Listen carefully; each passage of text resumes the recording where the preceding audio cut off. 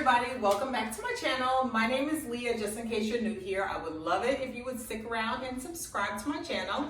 I hope that this video brings value to you, so if it does, please give it a big thumbs up.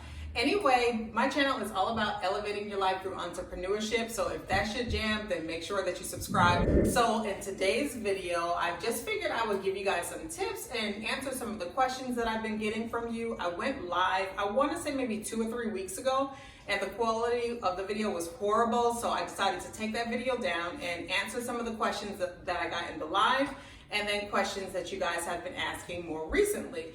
So I thought we should change the scenery up just a little bit and just cook, because I've really been working on more balance, you know what I mean? Like eating out less and actually cooking in the kitchen. So I thought I would take you guys along with me, you know, getting 2 things done at one time.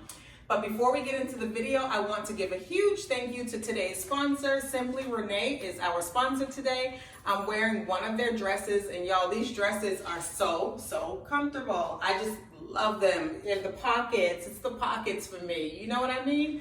I love these dresses. It's so easy to wear. I literally reach for them all of the time. If you guys haven't seen any of the other dresses from them that I've been wearing, I'll make sure that I insert the video somewhere here, because it's so easy to take them on loan signings. It's easy to run to the grocery store, to run to FedEx, and do everything in between. So let's just jump into the video, because we're going to be cooking a Chipotle inspired meal with roasted sweet potatoes on the side. So let's go ahead and get started.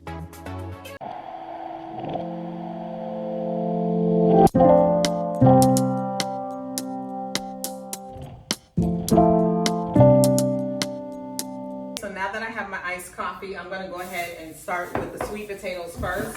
I love roasted sweet potatoes. They're so good, and since these take the longest to cook, I'm going to just go ahead and start peeling them. Somebody told me that they were concerned about the cost of starting as a loan signing agent, and if you guys have been watching my channel for a while, then you already know that I feel like it's so important to start with what you have.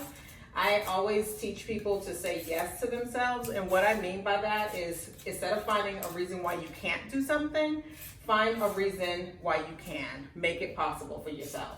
So the cost for a loan signing agent, my cost for me was, I was already commissioned, so that didn't cost me anything. But if you're not commissioned, of course, that's going to cost you to get commissioned. The next thing is the NNA courses. So yes, it is necessary to have NNA courses, because of the fact that with the NNA, a lot of people are going to want to know that you're certified, that you're NNA certified. Some companies actually want you to upload your certification. So the one I chose to do was the middle package, because it had everything that I needed, and that was like $189. When you actually put the tax on it, it may have been like $195. So let's just round it up and say $200. So $200 is what I actually paid to become NNA certified, and that was it. That's the cost. That's pretty much the cost. So once I became NNA certified, I actually got insurance. So errors and omission insurance, and I shared with you guys before, I pay about $37 a month for my E&O insurance. And literally, guys, that was it. I already had a printer. It was an inkjet printer. I still use that printer for my scan backs, and I did not worry about getting a dual tray laser printer. I did not worry about getting all these fancy supplies. I did not worry about getting an LLC and all of that other stuff. Just get NNA certified, get your E&O insurance, and that's all that you actually need to work.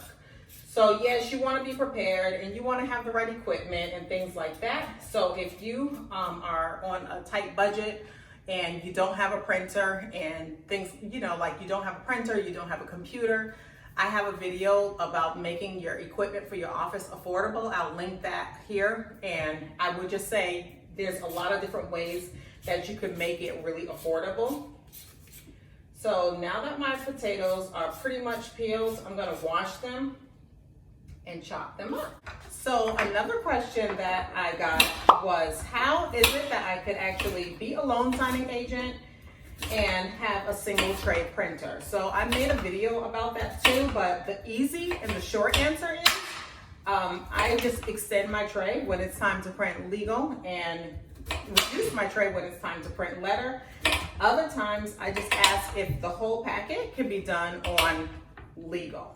And that has been a huge time saver for me. So I don't use like a page sorter, I don't use Adobe or anything like that. And I'm not saying that it's not beneficial. It's just that when I got started, I knew nothing about those things. And you know, it's kind of like if you never had a washing machine, you don't know how convenient and easy a washing machine is.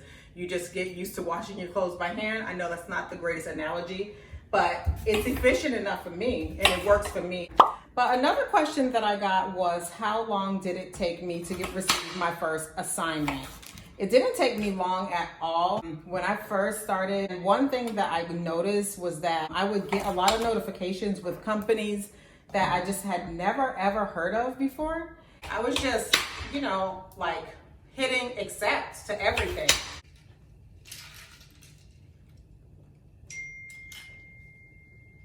So let's say I'm on SnapDocs.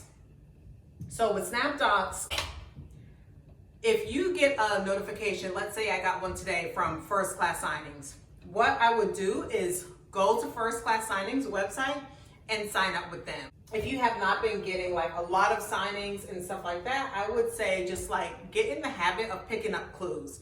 So if you get a notification for Superior Notary or, you know, some other company, go to their website and sign up with that company.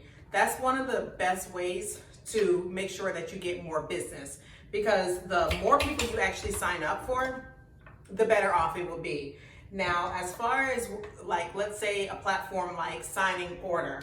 Signing Order is not going to have individual sign up. So let's say you get a notification from, I don't know, I can't think of anybody on Signing Order right now. But let's say you get a notification from somebody on Signing Order. Whatever that title company is, more than likely your profile on Signing Order is good enough. So it wouldn't be necessary to sign up with them. I'm gonna lay some parchment paper down on my baking sheet so that I don't have like a difficult cleanup, but I'm gonna transfer the potatoes here. And the way I like to roast my potatoes is I spread it all out for like a single layer, and then I season it. So I'm using freshly ground pepper on it, which is really good. And then I'm going to use some Himalayan pink salt on it. My oven is already preheating, so I'm going to drizzle some olive oil on it just to prevent it from sticking and to coat it, because the olive oil is going to help it to be really crispy. And I'm going to mix it all up together just like this. Yeah, so I would just say, guys, get in the habit of picking up clues when people give clues to you. That's what I did, and that helped me tremendously.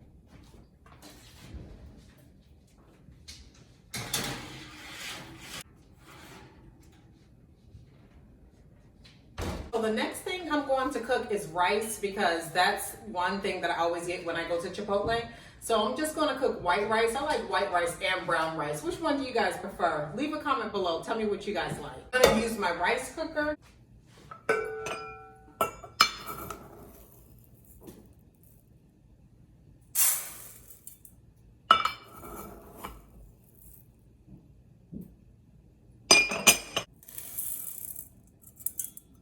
So another question that I get a lot of the times is about witnesses, a witness requirement. So it really just depends on the state that you actually live in, or the state that the property is in. So I know Georgia requires witnesses, Florida, Vermont, South Carolina, Louisiana, Connecticut. Those are some of the states that require a witness. So if you are in, let's say, Texas, and you are closing a property that is in Florida, then you are going to need a witness. So typically speaking, a witness could be someone who is 18 years old or older, someone who is not a party to the transaction, so they're not benefiting from the transaction, and a non-relative of the person who is actually having their signature notarized. So I'm just gonna measure some water for my rice, and we'll get back into the questions.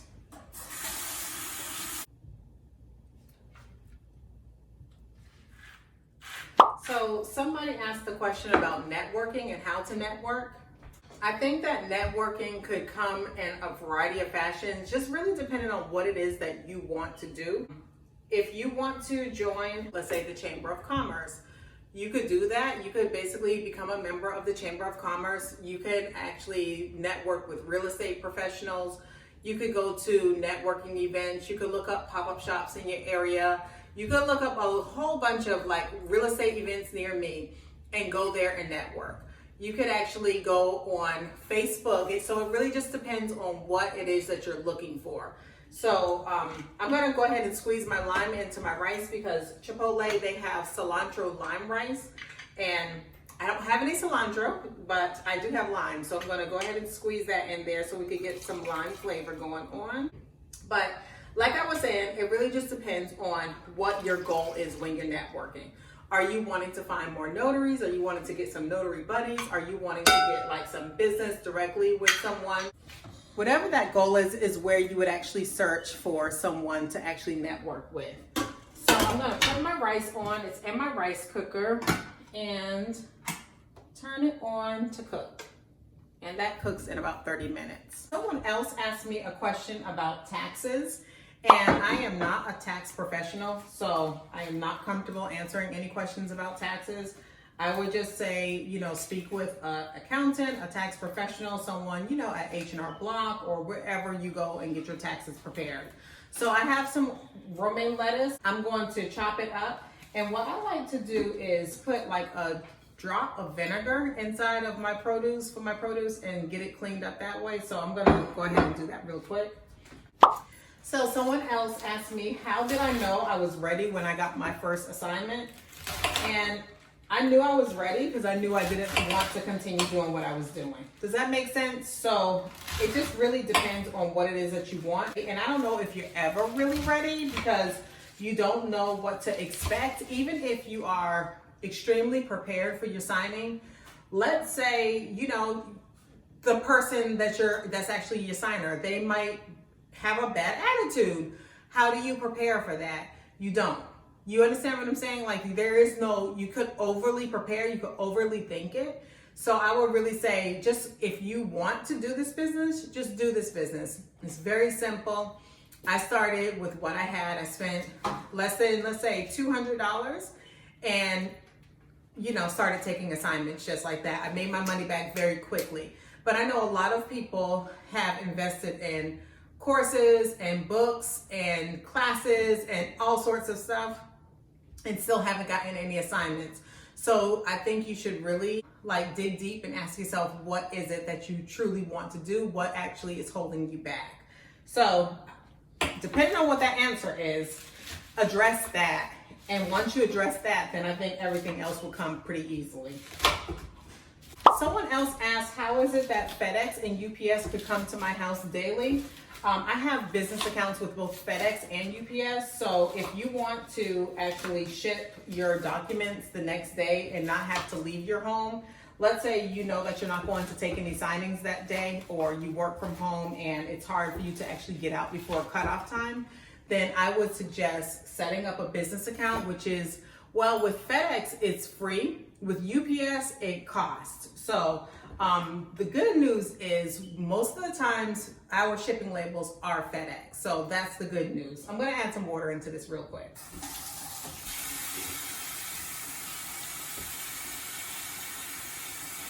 So I use UPS more for my e-commerce store. So with UPS, basically I have something called Smart Pickup. And with the Smart Pickup, I get charged, I wanna say $6 or $7 a week. And that $6 or $7 a week is basically for the UPS driver to come to my house daily if I have shipments out, you know what I mean? So the way it's supposed to work is if you print a label, then that triggers the UPS driver to come to your house. And that will be really good if it actually worked that way. My experience has not been that way. The UPS driver comes whether I have orders to leave or not.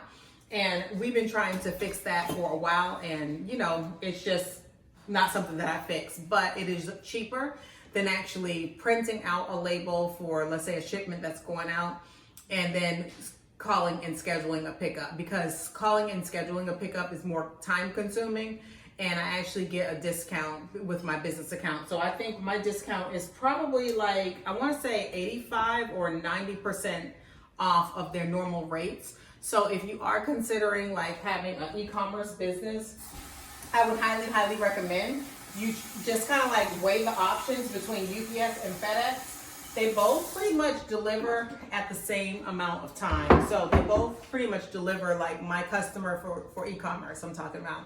They both deliver within 2 business days because I do like UPS ground or FedEx ground. And that's typically like the cheaper option. Whereas like for loan signing, I have the business account set up with FedEx.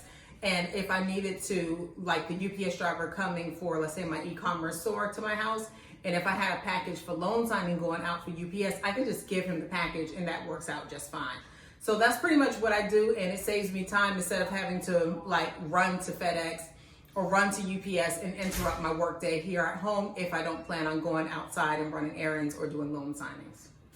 So this is Chipotle inspired, so it's not actually recreating. I want to add some mushrooms and some onions. I'm gonna kind of saute them and put them like, you know, in my bowl. So I'm gonna cut these mushrooms up. But another question that I was asked was if I run ads for my store. I don't run ads yet. I'm really excited because I'm taking a course on running ads right now. So once I get the hang of running those ads, I could update you guys and let you know how it's going. I think it's pretty cool. So another question I was asked was, do I ever work with influencers? And the answer is yes, I do. So I have worked with a lot of influencers, both like large influencers and small influencers to promote my products. And it's been a mixed review. So this is some of the things that I've learned. If you have an online store and you're wanting to, you know, work with influencers and stuff like that, I think that it's important for a couple of different things. So number one, check out the influencers page thoroughly. It doesn't really matter if they have 5,000 followers or if they have 150,000 or more followers. Check out their page thoroughly. Or with my store, once I partner with an influencer and we have a campaign running, what ends up happening is I get a lot of requests from other influencers to start working with me. And I would review all of these requests, you know what I mean? And basically see if it was a good fit for me or for my store. So what I found is a lot of times it was not. So let's say someone is not actually a content creator and they are just basically growing their following because they are like taking inspo from other content creators. So let's say it's someone who is in the motivational space. So they are someone who's supposed to provide, let's say, daily motivation on Instagram. And instead of like the quotes being original to them, something that they've actually come up with, they're taking quotes from other people and, you know, reposting them, and they know how to actually optimize the search on Instagram. So now they have a lot of people who are following them for daily quotes, but none of the quotes actually truly belong to them.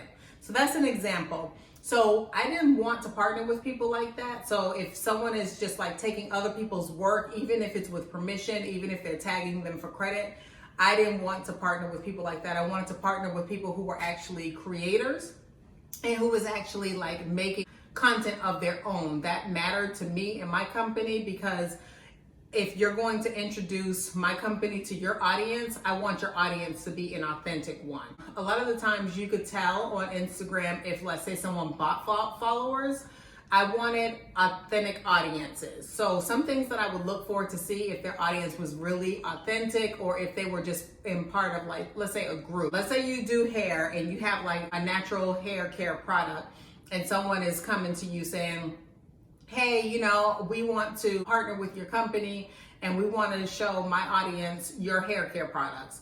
Then what happened is I would check that person's page out really thoroughly to see who is actually commenting on their page. So if it's other people in the hair care space saying, oh yeah, that looks really good, Lisa, nice job on the hair, I love the tutorial, Lisa.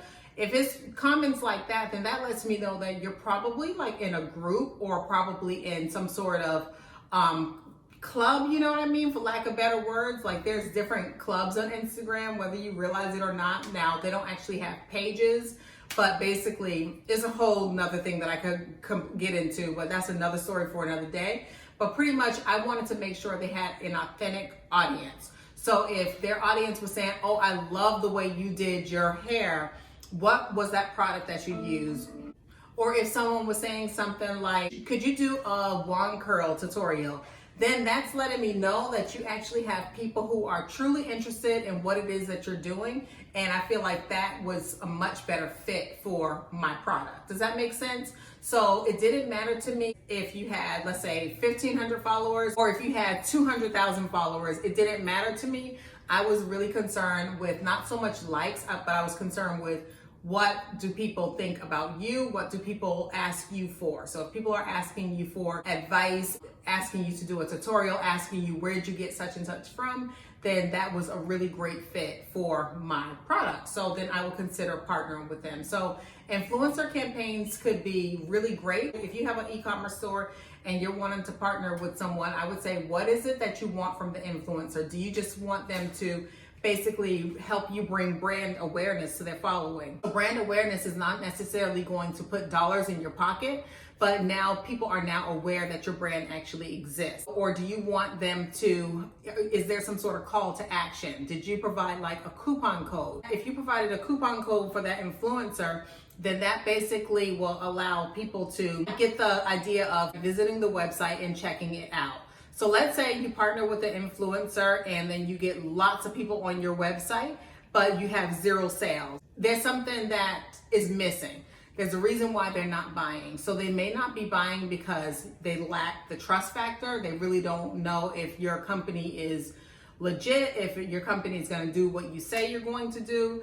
It could be that they are not ready to buy. The product might be too expensive. So if you have people who added your product to their cart and then the carts get abandoned, then look at those analytics and try to figure out what it is, why is it that people add it to the cart. But as far as the influencer is concerned, the influencer did their job. The influencer drove traffic to your website, and it's up to your website to convert. Your campaign could be centered around, like I said, brand awareness. It could be centered around conversions, or it could be centered around like collecting data for the email, like an email marketing list. So I would just say be as specific as you possibly can with the influencer. Have some sort of written agreement. I have partnered with people both on YouTube and on Instagram for different campaigns. And I would just say with some of those campaigns, with each campaign is what I'm trying to say, I learned something new. For instance, if you want to have a clause in there with a deadline, or they don't get paid until such and such happens, you could do that. So actually have a contract that you write up and have the influencer sign it. So they could sign it like through DocuSign, or they could just sign it like through some other electronic means. But I think partnering with influencers is wonderful. I really want to learn the ads, because with ads, then you are in more control. I remember partnering with one influencer, and basically she got the merchandise and we had a contract. It was a signed contract, and y'all, she did not produce her end of the bargain. I just couldn't believe it. I was like, and when I would try to check to see, hey, what's going on? Why haven't, you produced this content? And she was just like, I don't rush my creations. I do it on my own time. Being creative is a process. And I get that because I do YouTube too. So I completely understand, like, creating, you can't like necessarily rush it, but if you have a contract with the deadline, there has to be some enforcements in place. And that's pretty much what that experience taught me. Now, eventually she did actually go through with the campaign, and she did actually drive a lot of sales to my business. But will I partner with her again? And my answer to that is no, because I can't count on you to do what you say, even when we have a contract. I didn't feel like it was necessary to take legal action or anything like that. I didn't want to come off as that sort of company, but I just understood that, you know what, even though you drove traffic to my site, even though I had conversions, even though people were adding to the cart and using your coupon code, I am not going to partner with you again because of the uncertainty, you know, like I might not get a post or might not get a video, you know, going forward. So there is one influencer that I partner with over and over again, and we've been in partnership for about 2 years now.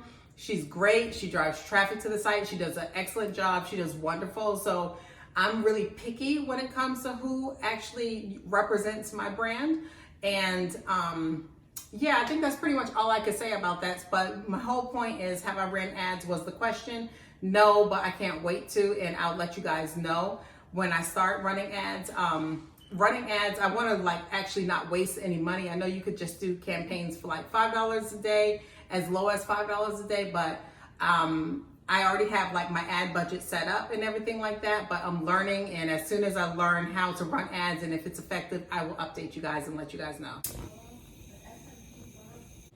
So I'm gonna saute my onions and my mushrooms. So I'm gonna add my oil to the pan first, and I am going to get my veggies and get them cooked and, you know, cooked up. And I think that the mushrooms is gonna make this a little bit more filling. I'm gonna add my onions and my mushrooms to my pan.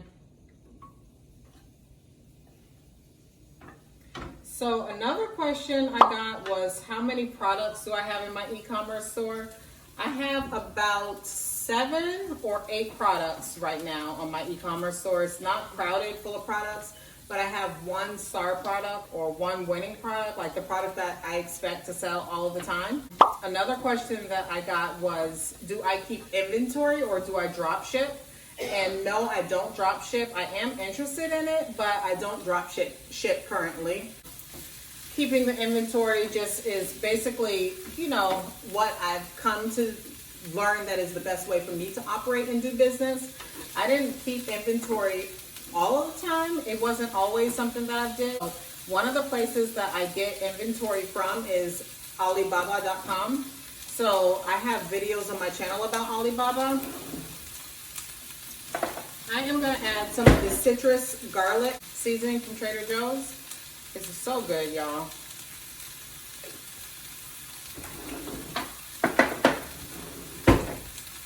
So I'm gonna let this cook down for just a little bit, and I'm going to get my black beans on because everything is just about ready. The rice is done, the potatoes are almost done.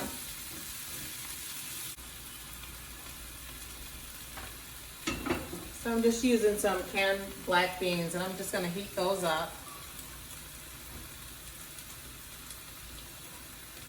So at the start of the pandemic, it was pretty eye-opening to me that I really needed to change some of my business practices because that's when I decided that I wanted to hold inventory instead of just getting inventory actually when I sell the item, kind of like a pre-sale type situation. So I hold in inventory now, and I'm able to ship it out right away, and that makes me have more peace of mind because, you know, we just don't know the uncertainties about like what might actually happen. Like what I experienced a lot like last year was I had to refund a lot of money. I refund thousands of dollars in orders last year. I'll like insert a clip if I could find one of how much I refunded, just so you can see like how much the pandemic actually affected my e-commerce store. So having to refund all of that money was kind of difficult.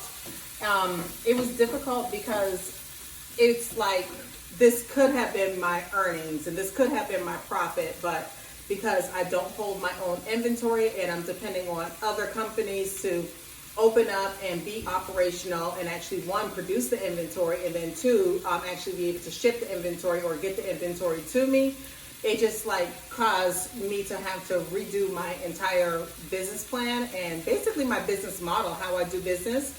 So that's what I did, and I'm happy with it so far. I'll update you guys. I do have a video coming up on like how I am able to produce content for my e-commerce store, and you know, basically like what I do what me and my daughter does, because y'all know my daughter is a really big part of my businesses. So anyway, I have that video coming up, so you can look out for it. I'm gonna really try to stick to an upload schedule of Mondays and Wednesdays. So we'll see how that upload schedule goes, but be on the lookout for that video.